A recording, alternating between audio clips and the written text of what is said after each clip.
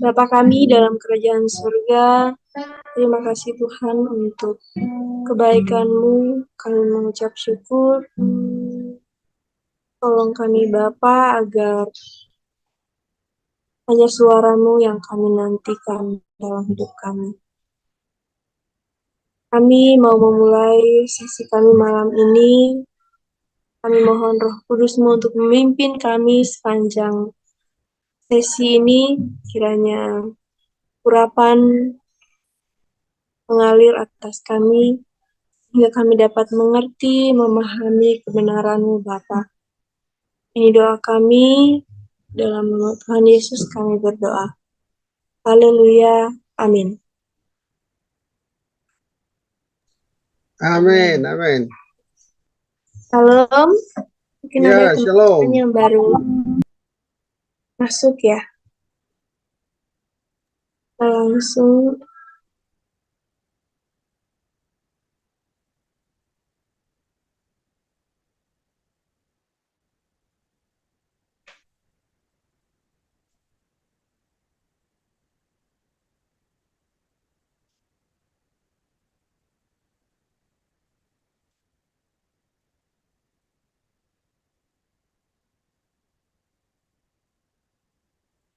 Nah, hari ini kita belajar dari Injil Matius.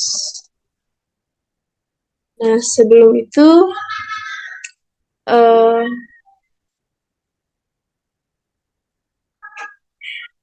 Injil Matius ini mungkin kita pernah berpikir bahwa karena dari nama Injilnya Matius, kita berpikir bahwa yang tulis surat ini adalah Rasul Matius, pemungut cukai yang merupakan salah satu dari 12 murid Yesus.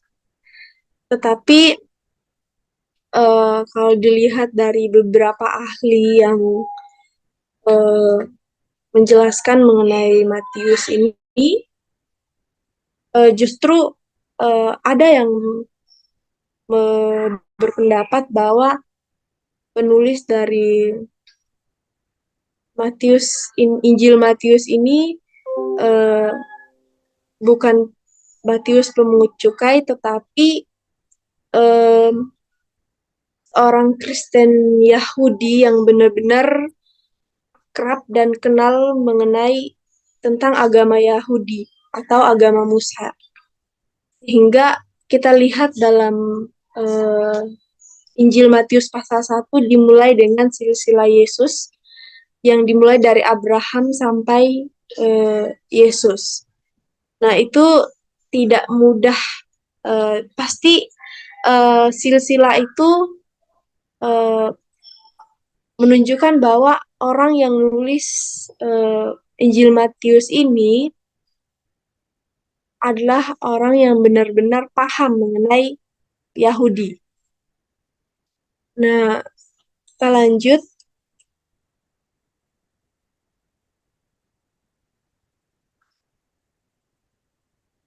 Injil Matius itu termasuk dari Injil Sinoptik. Ya, sebelumnya masih ada materinya mengenai Injil, 3 Injil, itu Injil Sinoptik. Nah, Injil Sinoptik itu ada 3 sebenarnya, yaitu yang pertama Injil Matius, Markus, dan Lukas. Kalau Yohanes tidak termasuk karena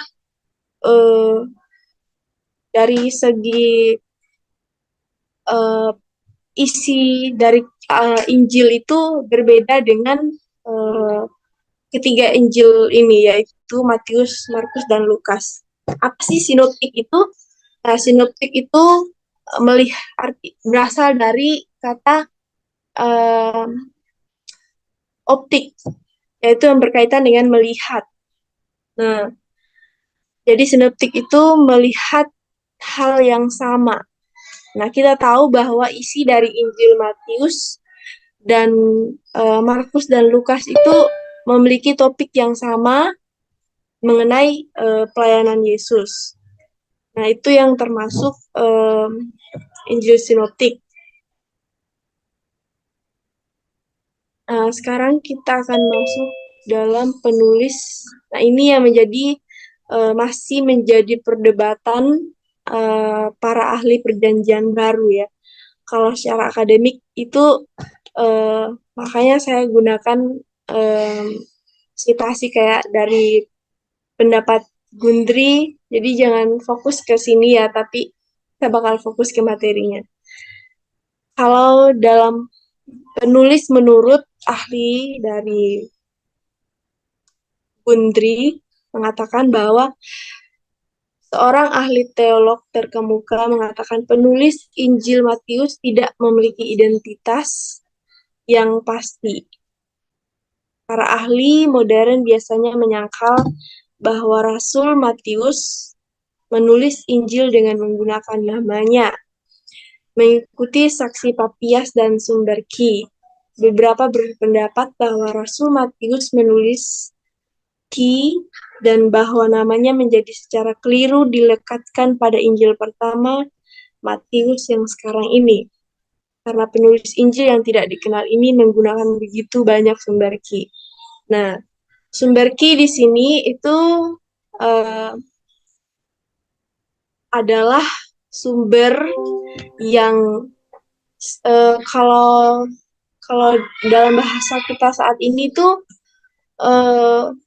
suatu cerita mengenai pelayanan Yesus yang dikumpulkan dalam satu dokumen. Nah, itu artinya dari sumber ki.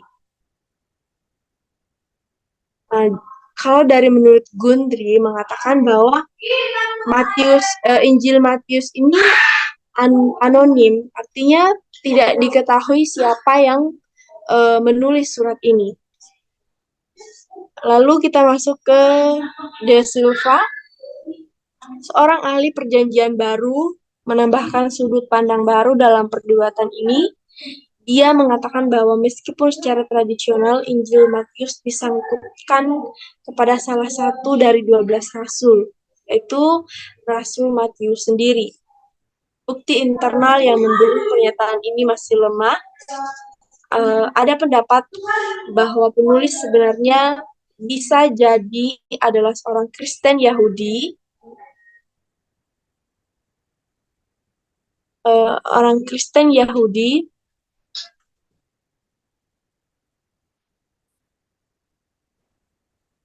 dari akhir abad pertama dan bukan Rasul Matius. Nah, ini ahli yang mengatakan bahwa sebenarnya penulis Injil Matius itu bukan Rasul Matius yang di mana salah satu dari murid Tuhan Yesus, tetapi seorang Kristen Yahudi, seorang Kristen yang benar-benar mengenal tentang Yahudi. Nah, ini pendapat yang pertama mengenai seorang Kristen Yahudi yang bukan Rasul Matius. Kita lanjut lagi, ada beberapa pendapat. Menurut Wright dan Beard, itu dalam penelitian mereka menyoroti fakta bahwa gereja awal mengidentifikasi Injil Matius berasal dari sang pemungut cukai yang dipanggil Yesus. Namun dalam teks itu sendiri tidak ada petunjuk yang kuat menghubungkan penulis dengan sosok tersebut. Ini meninggalkan banyak ruang untuk spekulasi dan tafsiran yang beragam. Nah, di bagian sini mengatakan bahwa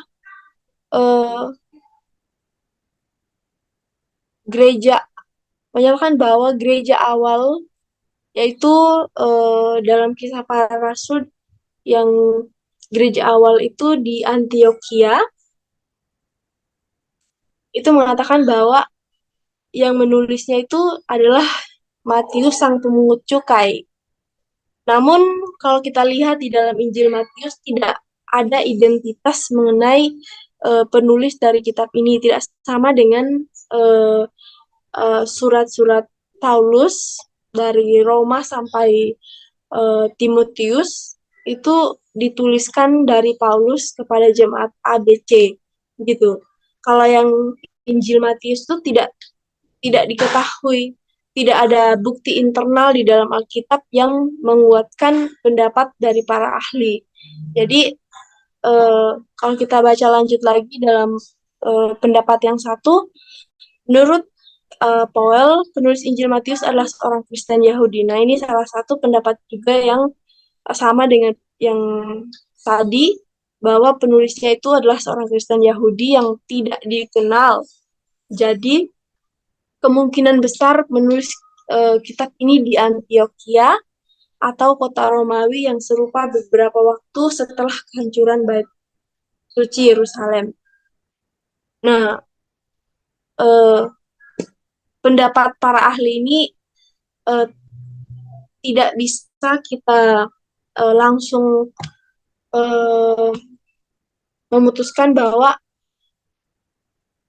penulis dari Injil Matius adalah Rasul Matius yang dipanggil Yesus, yaitu Matius sang pemungut cukai, atau seorang Kristen Yahudi. Karena di sini dikatakan bahwa tidak ada uh, bukti internal. Bukti internal itu ya bukti di dalam Alkitab atau ayat-ayat dalam Injil Matius yang menerangkan bahwa penulis kitab ini itu adalah Matius pemungut cukai ataupun seorang Kristen Yahudi.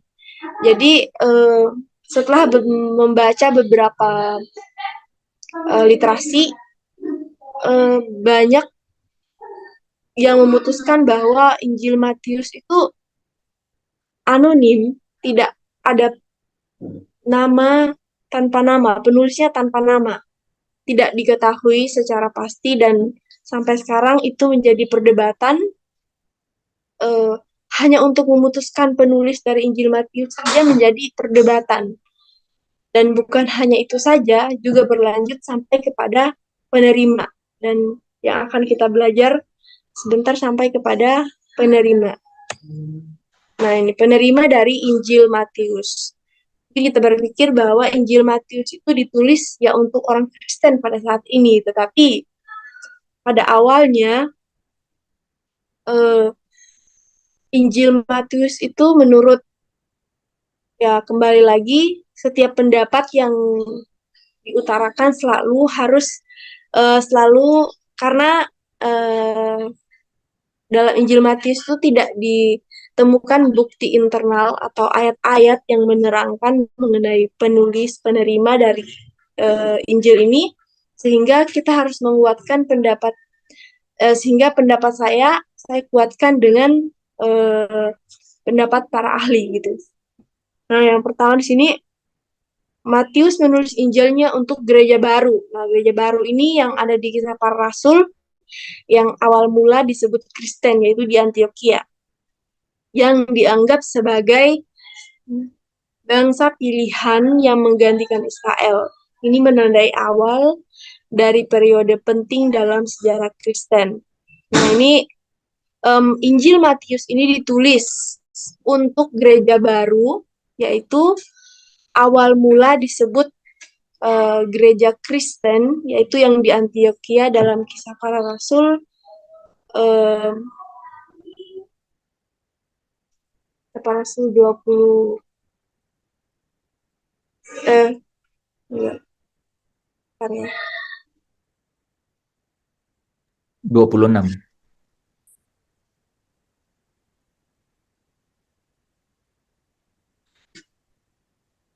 Bisa 26. Kisah Para Rasul 11 ayat 26 ya. Di situ kita bisa lihat bunyinya, mereka tinggal bersama-sama dengan jemaat itu 1 tahun lamanya sambil mengajar banyak orang. Di Antioquia lah murid-murid itu untuk pertama kalinya disebut Kristen. Nah, ini Injil Matius, menurut ahli yang pertama ini, Injil Matius ditulis untuk gereja baru, yaitu yang di Antioquia. Nah, berikutnya, penerima Injil Matius masih menjadi misteri. Beberapa pendapat bahwa Injil ini ditulis untuk Kristen Yahudi, sementara yang lain berpendapat untuk pembaca campuran. Keduanya setuju akan pentingnya hubungan pembaca dengan warisan Yahudi. Nah, pada zaman eh, gereja mula-mula, Kristen Yahudi dan Kristen non-Yahudi itu merupakan pertentangan. Karena Kristen Yahudi itu menganggap Kristen non-Yahudi itu masih menganggap mereka sebagai bangsa kafir. Karena mereka masih berpikir bahwa orang yang mau masuk Kristen berarti harus melewati masuk menjadi orang Yahudi terlebih dahulu, baru bisa masuk menjadi orang Kristen. Jadi orang non-Yahudi kayak orang Yunani, orang Romawi pada waktu itu harus kalau percaya Yesus, pertama-tama mereka harus kewajiban dalam Yahudi harus sunat dulu. Setelah itu ikutin semua perintah hukum Taurat, baru sah untuk menjadi orang Yahudi, lalu boleh percaya kepada Yesus, dan akhirnya mereka menjadi orang Kristen. Nah, itu mengenai orang Kristen Yahudi dan non-Yahudi pada zaman itu. Nah, di sini dikatakan ditulis untuk Kristen Yahudi, sementara yang lain berpendapat untuk pembaca campuran. Nah, ini juga belum pasti bahwa ditujukan kepada satu tujuan. Masih menjadi misteri dikatakan. Yang saya katakan tadi bahwa penerimanya saja masih menjadi perdebatan sampai sekarang.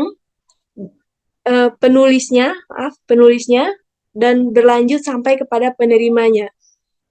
Nah, itu karena penyebab perdebatan itu karena tidak ada bukti internal.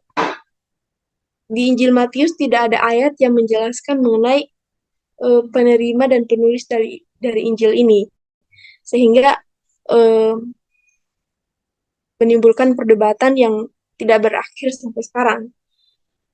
Nah, lanjut lagi, tidak memberikan jawaban pasti, tetapi ada spekulasi bahwa pembaca Injil Matius adalah Kristen Yahudi atau mungkin bukan Yahudi Kristen.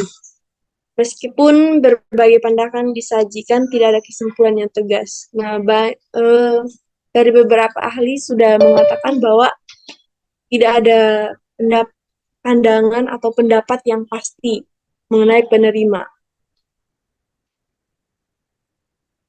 Nah, lanjut. Pembaca Injil Matius adalah campuran dari orang Kristen Yahudi dan bukan Yahudi. Injil ini menampilkan Yesus sebagai penggenapan kitab suci Yahudi dan pewaris sah warisan Israel, sekaligus menyambut orang-orang bukan Yahudi ke dalam komunitas orang percaya. Nah, ini untuk pendapat mengenai bahwa Injil Matius ditujukan kepada campuran. Artinya ada Kristen Yahudi dan bukan Yahudi. Yang artinya sampai sekarang kita berhak menerima Injil ini. Berikutnya, Injil Matius mungkin ditujukan untuk orang-orang percaya di Antioquia atau kota Romawi lainnya. Hal ini menunjukkan keragaman atau kompleksitas pembaca pada waktu itu. Nah, di yang terakhir ini konsisten dengan pendapat tentang penulis tadi bahwa yang menulis itu orang Kristen Yahudi yang tidak dikenal di gereja mula-mula yaitu di Antioquia. Nah, konsisten dengan penerima Injil Matius mungkin ditujukan untuk orang-orang percaya di Antioquia karena penulisnya saja dari gereja Antioquia dan kemungkinan surat Injil ini ditujukan untuk orang-orang percaya di sana. Itu menurut pendapat Powell yang konsisten dengan pendapatnya dari penulis tadi.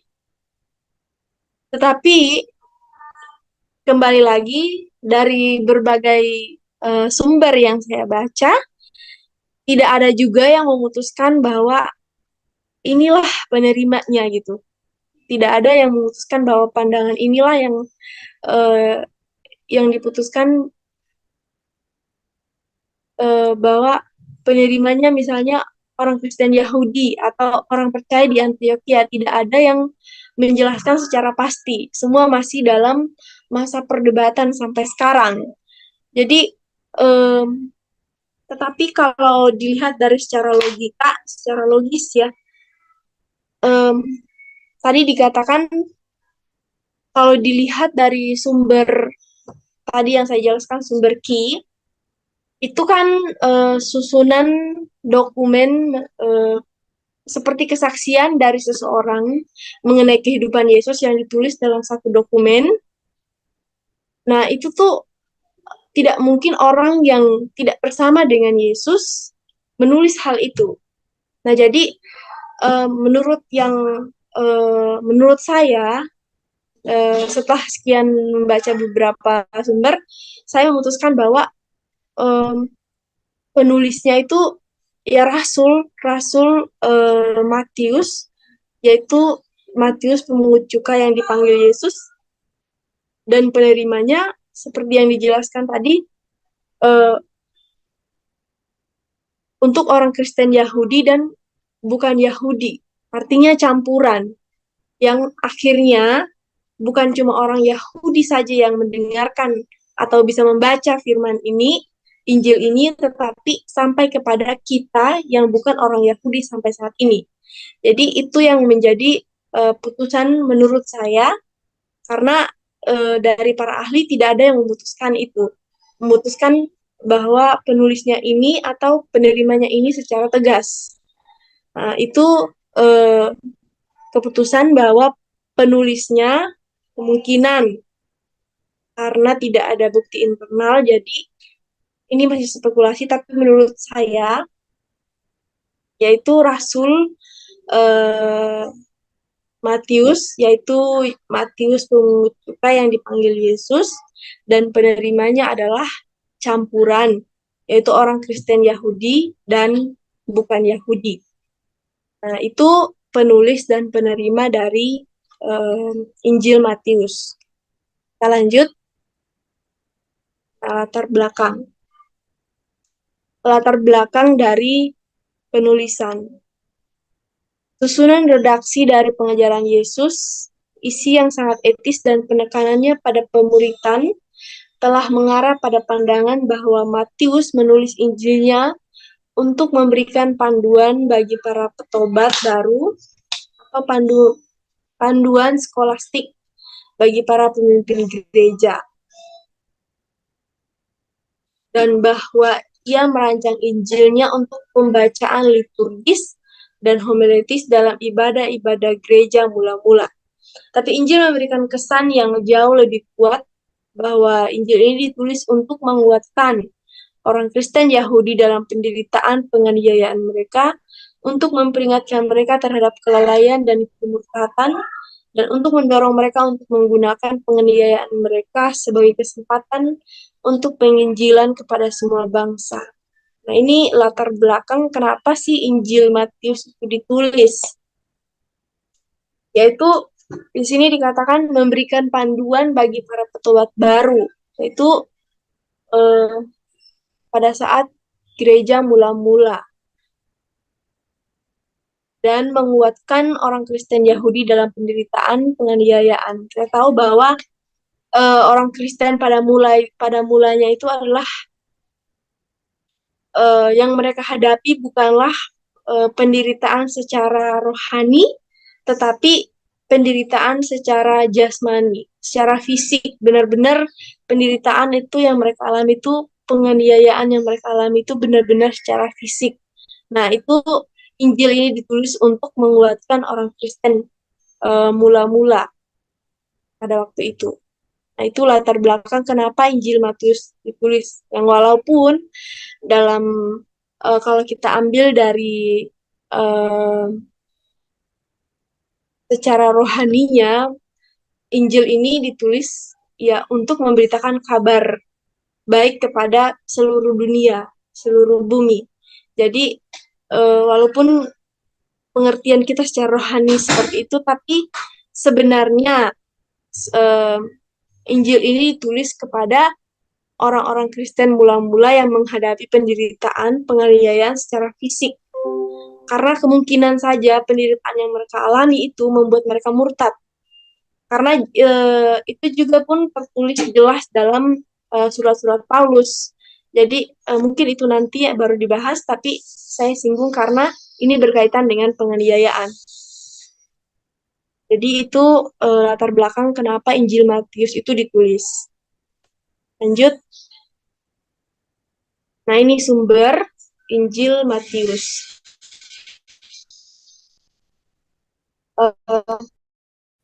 Diskusi tentang masalah sinoptik telah menetapkan probabilitas dari hipotesis dua sumber, Matius dan Lukas, sama-sama menggunakan Markus dan Ki.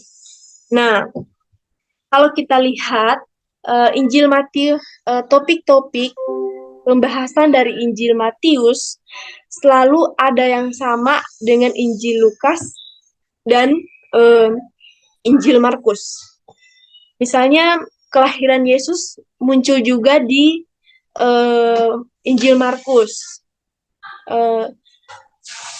Dan beberapa tentang kematian Yesus juga diulang di Injil Lukas dan Injil Markus. Nah, itu kenapa bisa terjadi? Karena ini bagian ini Matius dan Lukas sama-sama menggunakan Markus dan Ki. Nah, walaupun Matius itu kalau kita lihat dalam Alkitab Perjanjian Baru, kita lihat Matius yang pertama, Injil Matius yang ada di bagian pertama. Tapi bukan berarti Injil Matius itu ditulis lebih dulu dari Markus Lukas. Tapi di sini dijelaskan bahwa justru Matius dan Lukas itu menggunakan Markus sebagai sumber untuk menulis. Seperti ketika kita menulis suatu makalah, kita membutuhkan sumber lain untuk menguatkan makalah pendapat kita. Nah, ini sama dengan Matius dan Lukas sama-sama menggunakan Markus dan sumber Ki. Tadi saya jelaskan sumber Ki itu satu dokumen yang dikumpulkan dari kesaksian mengenai pelayanan Yesus. Jadi Matius dan Lukas itu mengambil bahan mereka dalam menulis buku mereka dari Markus. Jadi kita tidak heran lagi kenapa ya sudah ditulis di Injil Matius, kenapa diulang lagi di Lukas dan di Markus. Tapi ternyata bukan Lukas atau Markus yang mengulang, tetapi Lukas dan Matius lah yang mengulang atau mengubah kata-katanya menjadi mengubah kata-katanya tetapi tidak mengubah maknanya, karena Markus ini lebih dulu ditulis dan menjadi sumber dari dua Injil ini.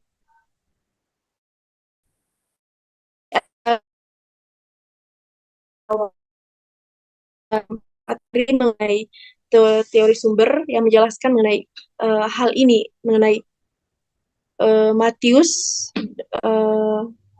Markus dan Lukas sumber Ki, dan masih ada dua sumber lain yang sebenarnya dijelaskan, tetapi tidak bisa dijelaskan malam ini karena kita langsung memulai dengan Injil Matius.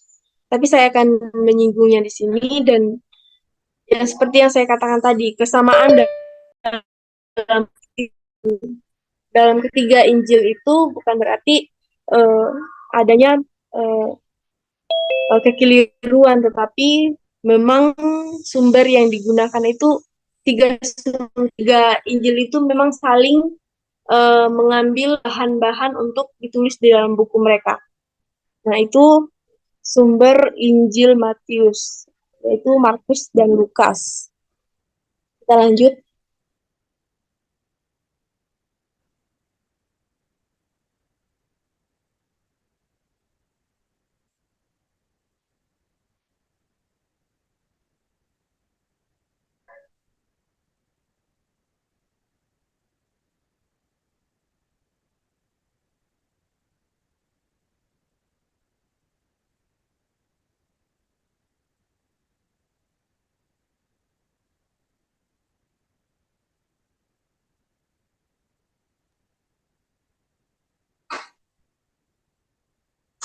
Mungkin bisa sampai situ dulu.